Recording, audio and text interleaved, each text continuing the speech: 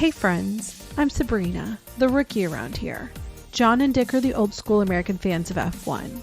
Thanks for taking time to listen in on a conversation we had about Nyck DeVries. As we shared during our Rookies episode, it's tough to get into F1 and it's even tougher to stay in there.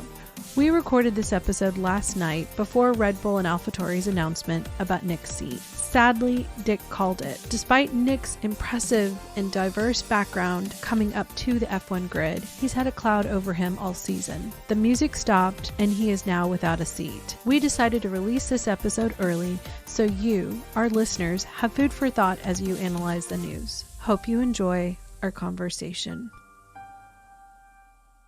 Okay, gentlemen, we have been talking about the rookies on the F1 grid, and we did our initial conversation kind of laying out how to evaluate them, what their road was like to F1 for these guys. Now we are going to specifically look at one of the rookies on the 2023 grid, Nyck DeVries.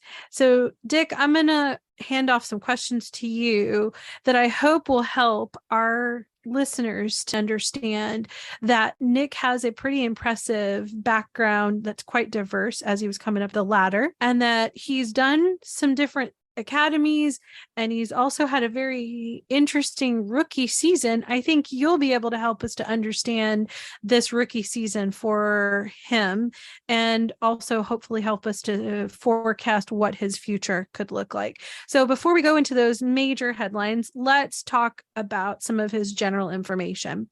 Where is Nyck from? And does that home country have a history and or a program for driver development focused on the F1 grid? Nyck is from the Netherlands. And, you know, it's not a huge country, but obviously it has been known to turn out some pretty decent racing drivers besides Nyck DeVries. It certainly is a country that has a lot of enthusiasm for the sport. And historically, it's had a lot of enthusiasm for the sport as well. So just to make sure some of our listeners are educated on this, who are some of the other, we know one that's really famous. Yeah, well, there's this kid named Max Verstappen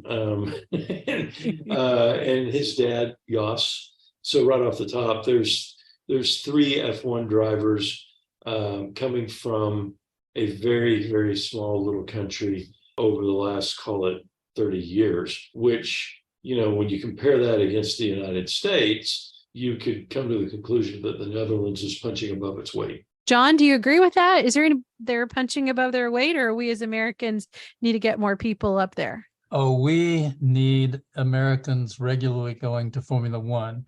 The Netherlands is about 15 or 16 million people. The state of Texas has 30 million people. If they can produce 3-4 Formula One drivers, and there were some back in the day as well, like Jan Lammers and others.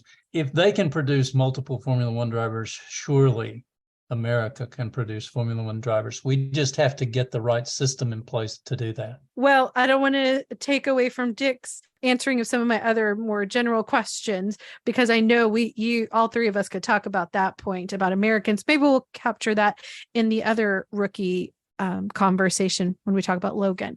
Dick, how old is Nyck, and did he do anything with other academies or any other teams before he showed up on the grid? And what did he race, before he was on this grid? Do you know anything about his driving style and whether or not he was a karter? Those are kind of some of the questions I'm intrigued about Nyck. Sure. So, Nyck is old for a rookie. He just turned 28 years old. And, when you compare him to Oscar Piastri, for example, Oscar's 22. So there is definitely a gap there in age. Every racing driver has, kind of a shelf life, so to speak. And so his shelf life is shorter than somebody like an Oscar simply because of their age. But he started racing karts when he was 4 years old. His parents bought him a kart and he started driving it, liked it. And so one thing led to another.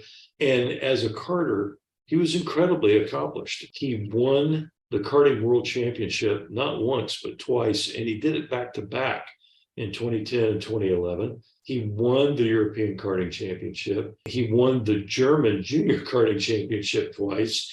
and the WSK Karting Championship twice. And all of those programs are big deals, especially, obviously, the World Championship is a big deal. To be the European karting champion, that's almost as good as being the world champion. And certainly the WSK Karting Championship, that's a big deal as well. So he's got a super impressive karting resume that's on display. And when you can win in karting at that high of a level, it says that you're something pretty special. He then moved into, after doing all of that, he then moved in to the Euro Cup Formula Renault program, just as Piastri did. But he spent 3 seasons there. And in his last season, he won the Formula Euro Cup Series, but he also won the Alpine Formula Renault Championship. And in that championship, he finished on the podium in 12 out of the 14 races, and he actually won 10 of the 14 races. So super impressive win record. And then he did a season in Formula Renault 3.5, which in those days was a big horsepower car. I mean, it was a big step up. So he did a season of that and then moved into GP3, and his teammates were Charles Leclerc and Alex Albon. And so then from there, he did well and he moved on to Formula 2. And he ended up in his rookie year in Formula 2 being the second highest placed rookie that year. He then stayed for another 2 seasons in Formula 2. So he was in Formula 2 2017, 2018, and 2019, and won the championship in 2019. So what was interesting is during this time, he was part of the McLaren Junior Driver Program. And towards the end of his tenure with the McLaren program, he also became a part of the Audi program. But all of that ended because after winning the F2 championship, he was hired by Mercedes to come and drive in Formula E for them. And he won the championship for Formula E in the 2020-2021 season. While he was doing that, he also was picked up as a test and reserve driver for Mercedes. And so he actually got to sample Formula One cars multiple times, not only for Mercedes, but for Mercedes engine customers like Aston Martin, McLaren, and Williams.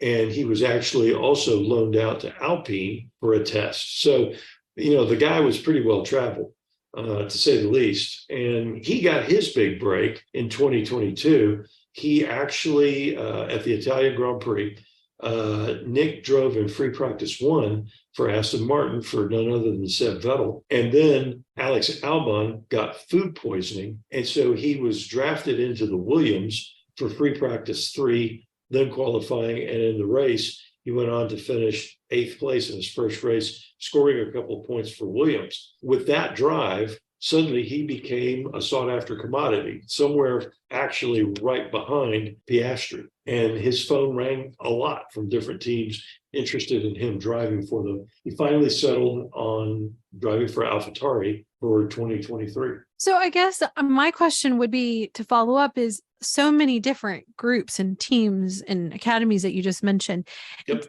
Especially after having had the conversation about Oscar that is separate, that our listeners can listen to, it seems very different, a very diverse background.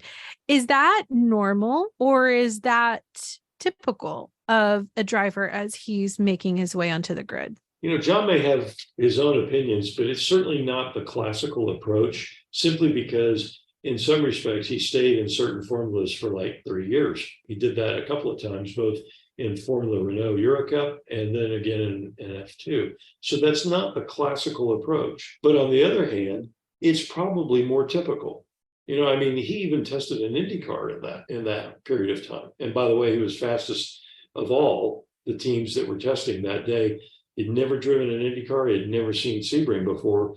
Jumps in the car and immediately he's the quickest guy there. I think it's pretty obvious that some guys develop maybe a little bit slower, even though they've got the talent, but they just develop maybe just a little bit slower, or maybe they're just not on the right team. So I do have a comment, but I want to make sure, John, you get to chime in if you had anything you wanted to add. Yeah, I do have very strong feelings about this, a number of years that a driver has to spend in a different formula.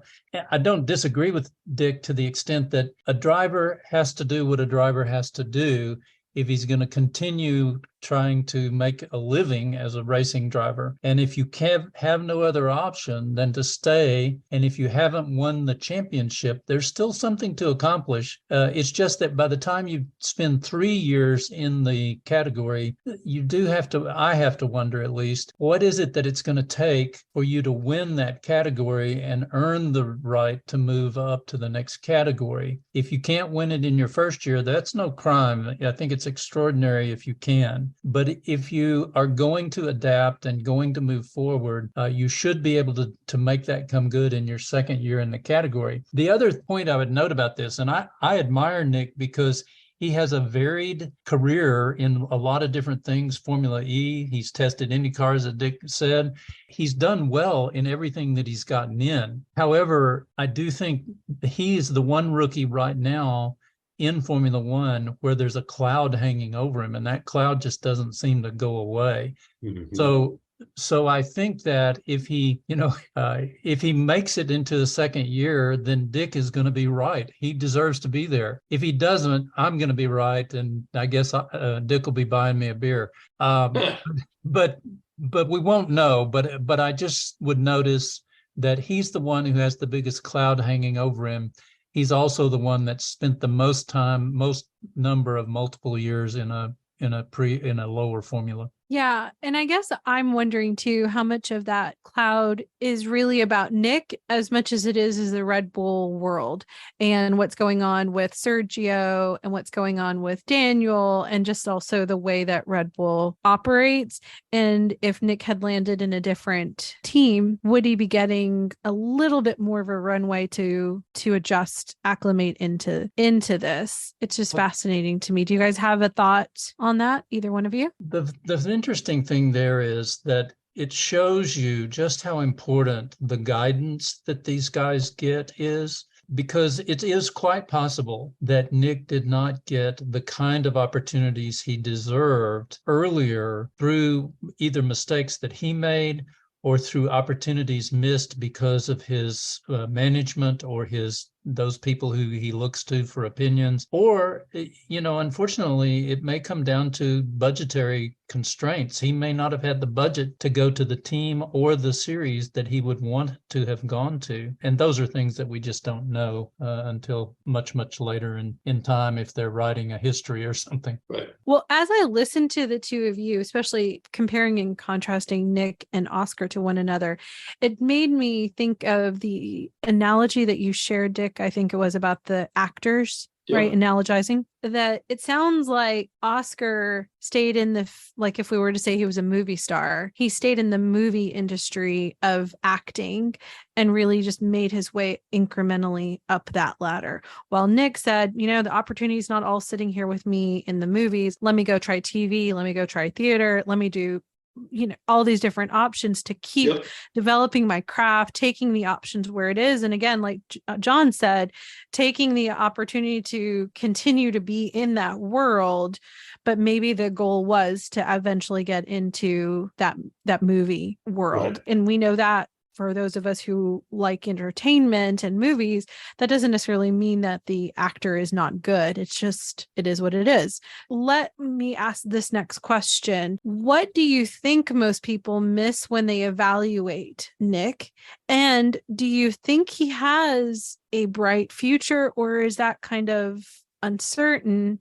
And last part of that question would be, do you think he can win a championship? I think when they evaluate him, what people don't perhaps understand is they see a guy that's 28 years old as a rookie, which is, again, that's old for a rookie in Formula One. As crazy as that sounds, 28 is old. I think, though, that while his road to Formula One has taken a long time, the fact of the matter is that every series he's driven in, until he got to Formula One anyway, every series he's driven in, he's won. And he's demonstrated that he can do it. Now, he may be a little bit slower learner, or as John said, there may have been budget constraints. I mean, we just don't know. But I think what people need to understand is, while this guy is running in the second half of the field, this guy is no slouch. I mean, he's an incredibly talented racing driver. It's just that he's in a field of incredibly talented racing drivers, and he happens to be driving one of the worst cars on the grid. It becomes all that much more difficult to evaluate him, especially when you have somebody like Oscar Piastri, who's driving for a McLaren team that is obviously starting to get it together. Again, if I use my benchmark, how does he do against his teammate? Then the way it's been so far is his average starting position versus his teammate, Yuki Tsunoda. Nyck is at 16.6 for his starting position. Yuki's at 14.2, 2.4 starting positions further forward than Yuki. Farther behind than Yuki.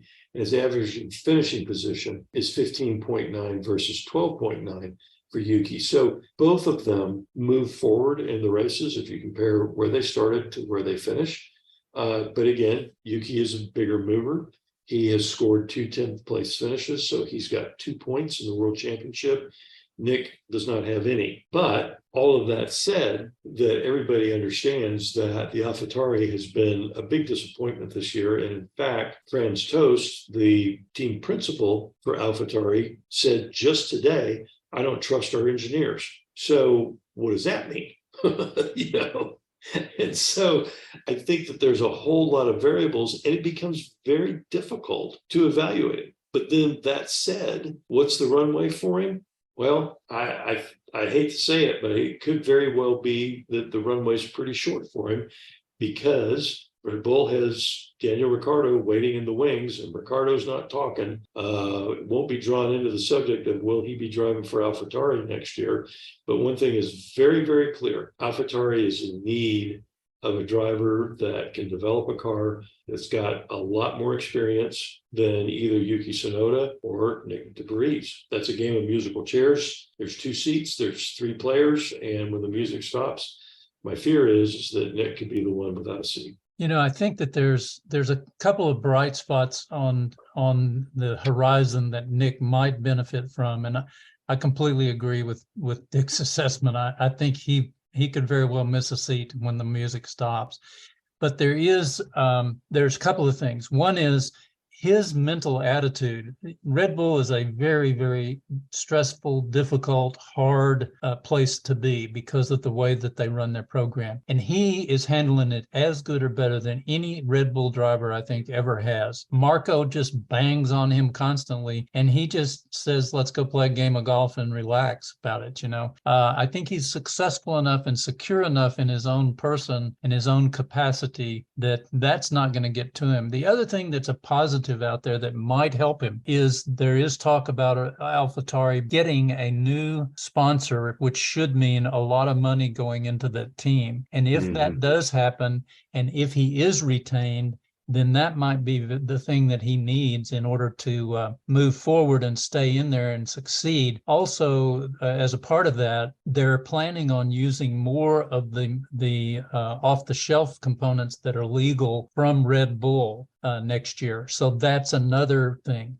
But I do agree that with Dick that AlphaTauri really needs a more seasoned driver who can guide them in development as they make the assessment of the CFD comparisons and the wind tunnel comparisons with the on-track development. And neither of them are quite there. And, a little bit off topic, but on topic, if you're looking at AlphaTauri, we kind of know what Yuki can do. I don't see him maturing. After 3 years, he ought to be able to help engineer the car better. And he's made comments in public where it's just sort of like, yeah, the car's no good. But I completely agree with you, Dave. Right. You're and right. I mean, it would almost make more sense to part ways with Yuki, keep Nyck, and then bring in a Daniel Ricciardo. Very interesting. So that's so interesting you said that, because that's what I was thinking. Because one, the cutthroatness of Red Bull and everything that's happening in the Red Bull team with Daniel sitting there and Sergio's challenge, seems like those guys are the ones who could come in and help with the development efforts of this AlphaTauri. I've been impressed with Yuki this year in the sense of comparing him of where he has been. But when you say you think he's kind of maybe reached that limit, this last few races, that's what I was thinking and going, I don't know, maybe this is as good as Yuki can go.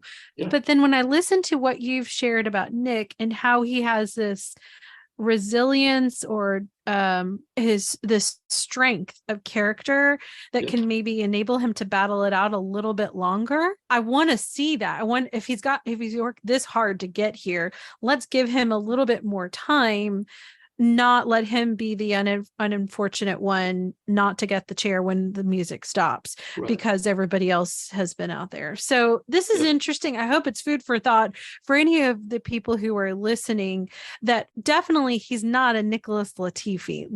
Let's make that very clear. And he's not a Nikita Mazepan. People who've come in the last few years just kind of writing off someone like Nyck DeVries.